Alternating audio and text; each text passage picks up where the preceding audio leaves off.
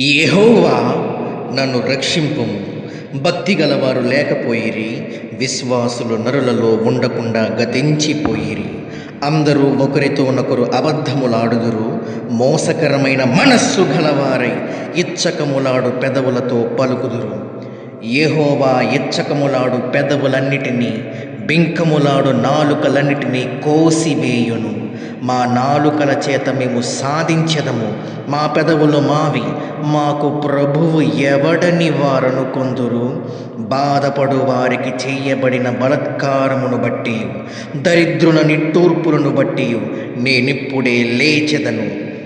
రక్షణను కోరుకుని వారికి నేను రక్షణ కలుగజేసేదను అని యెహోవా సెలవిచ్చుచున్నాడు. యెహోవా మాటలు పవిత్రమైనవి, అవి మట్టి మూసలో ఏరుమారులు కరిగి ఊదిన వెండి అంత పవిత్రములు.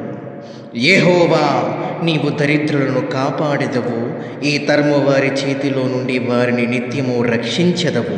నరులలో నీచవర్తన ప్రబలమైనప్పుడు దుష్టులు గర్విష్ఠులై నలుదిక్కులు తిరుగులాడుదురు.